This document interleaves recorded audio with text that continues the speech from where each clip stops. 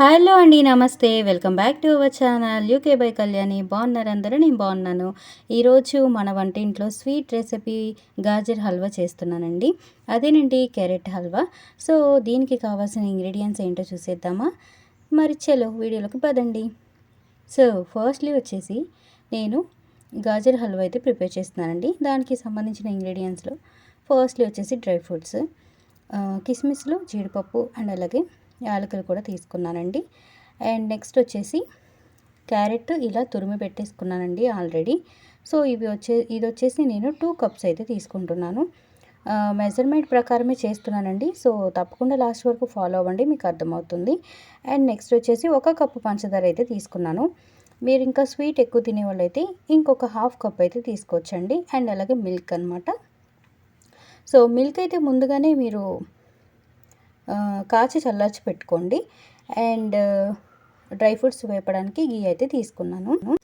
So friends, ఇప్పుడు చూడండి, నేను ఒక మందపాటి మూగిడిని అయితే పెట్టుకున్నాను. ఎందుకు అంటే క్యారెట్ ఫ్రై చేసేటప్పుడు అడుగంటకుండా ఉంటుంది కాబట్టి.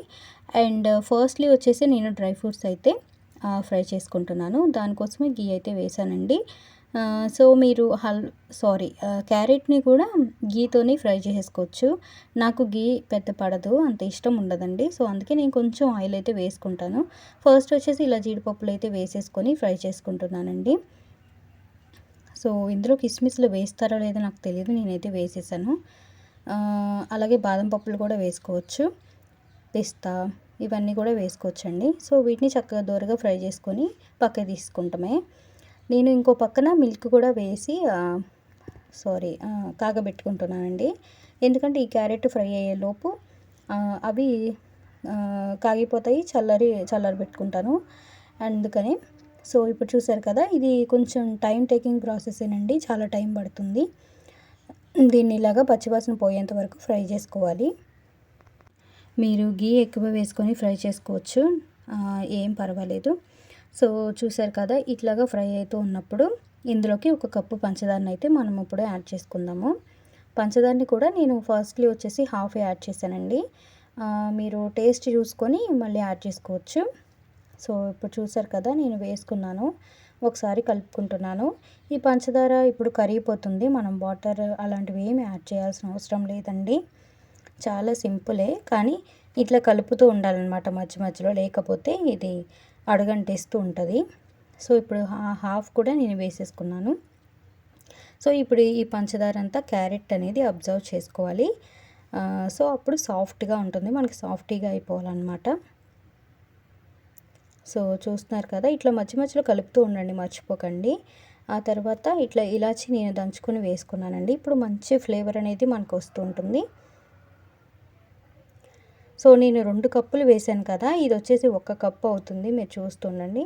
మీకు కావాలి అంటే ఈ కన్సిస్టెన్సీలోనే డ్రై ఫ్రూట్స్ వేసేసి సర్వ్ చేసేసుకోవచ్చు.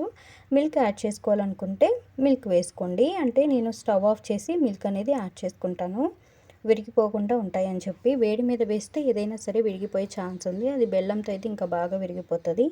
సో ఇప్పుడు చూసారు కదా, మెజర్మెంట్ అనమాట. 1 కప్పు మిల్క్ అయితే తీసుకున్నాను. అండ్ తర్వాత హాఫ్ కప్ కూడా యాడ్ చేశానండి. మీరు కావాలంటే ఇంకో కప్ కూడా యాడ్ చేసుకోవచ్చు, ఇంకా క్రీమీగా కావాలనుకుంటే. సో ఆల్మోస్ట్ ఇంకా అయిపోయిందండి ఈ గాజర్ హల్వా. సో పిల్లలకైనా పెద్దలకైనా చాలా ఇష్టం ఈ హల్వా అంటే. నాకైతే ఇంకా బాగా ఇష్టం, నేను చిన్నప్పుడు చాలా ఇష్టంగా తినేదాన్ని. సో ఎప్పుడు స్వీట్ షాప్కి వెళ్ళినా లేదా బండిలో అమ్ముతూ ఉంటారు కదా, బళ్ళ మీద. సో అప్పుడు కూడా నేను ఈ క్యారెట్ హల్వా ఇష్టంగా తినేదాన్ని, ఎక్కువగా ఇదే తినేదాన్ని అనమాట. సో మీ అందరికీ నచ్చిందా? నచ్చితే తప్పకుండా లైక్ చేయండి, షేర్ చేయండి, సబ్స్క్రైబ్ చేసుకోండి. పక్కనే ఉన్న బెల్ ఐకాన్ కూడా యాడ్ చేసుకోండి. సో ఆల్ అనే సింబల్ ప్రెస్ చేశారంటే నా నోటిఫికేషన్స్ అన్నీ మీ వరకు వచ్చేస్తాయి. ఓకేనా? బాయ్ ఫ్రెండ్స్, మరొక వీడియోతో మరొక రెసిపీతో మళ్ళీ మీ ముందుకు